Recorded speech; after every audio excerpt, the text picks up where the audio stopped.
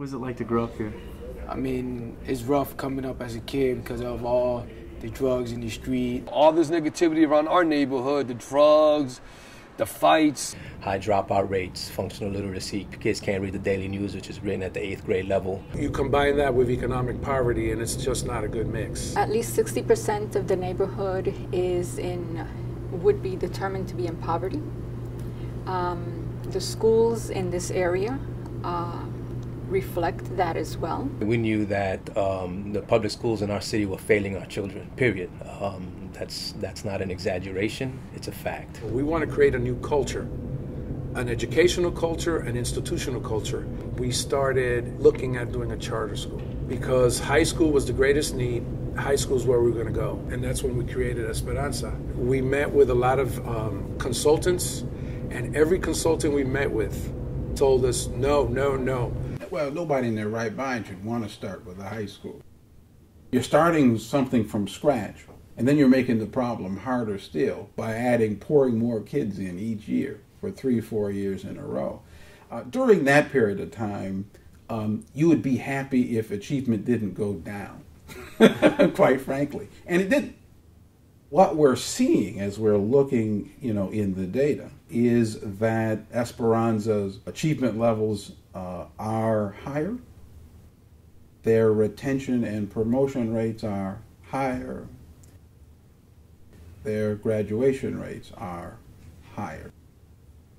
Today we're 20-something million large with 200 and something employees, an $8 million charter school that's probably the best neighborhood high school in the city of Philadelphia, and is doing things with Latino students that nationally would be considered phenomenal. I found out about Esperanza Academy through my friends. Yamara Arroyo is a student here who she was an ESL student, came from the Dominican Republic. It was pretty scary, not knowing a word of English. The gush just kind of goes around you. There's a crowd, but you can't understand it, you can't connect with it. I was not very good at writing, but they pushed and they pushed and they pushed me. There was no such thing as a language barrier for her. She came in here working hard, learning the language. She picked it up. Within a matter of 4 years, she was given a full ride at University of Penn, and that is an amazing story. There's so many things I want to do in my life, man. I'll be honest with you. There's so many goals I have. Beautiful kid. He doesn't hold nothing against either one of us because none of us are perfect parents. I told him I'm not Father of the Year caliber. I know he does love me, and I know he does his best. I never knew what Esperanza was, until my son started participating, going in there, asking. He told me, we're not accepting no one now. So I was a little discouraged, I was a little upset. And I went home, I talked to my father, I was like, Dad, I want to be in this school. They were actually turning him down, and we were kind of depressed by it because a Spanish kid in a Spanish neighborhood couldn't go to a Spanish school. We really struggle with the fact that only 700 kids could come in, and we do it by lottery. We don't choose the kids who come here. We have a waiting list that we close at 700. We're not a private school, this is a public school. We're open to everybody, but we have waiting lists that are in the hundreds.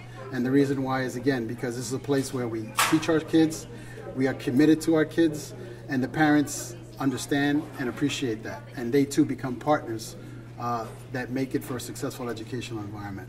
Many students will come here, and their biggest motivation is they want to go back into the community and change their community in some kind of a way.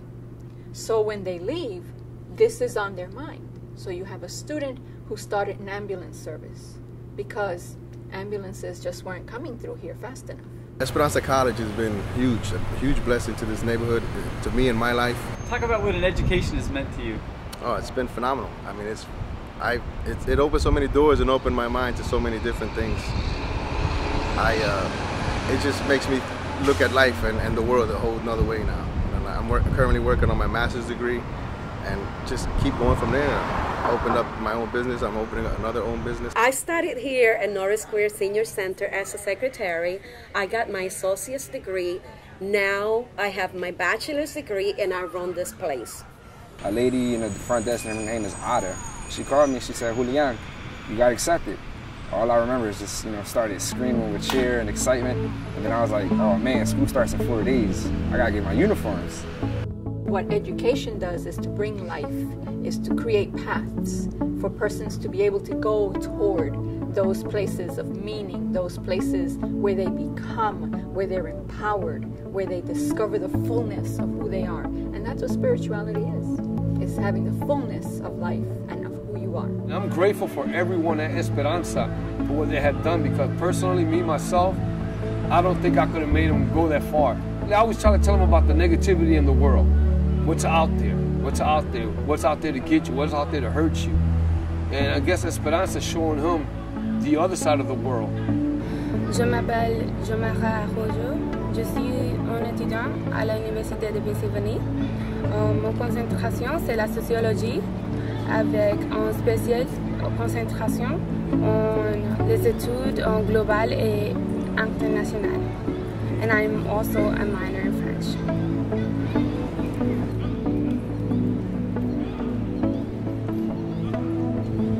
We only save 700 kids here.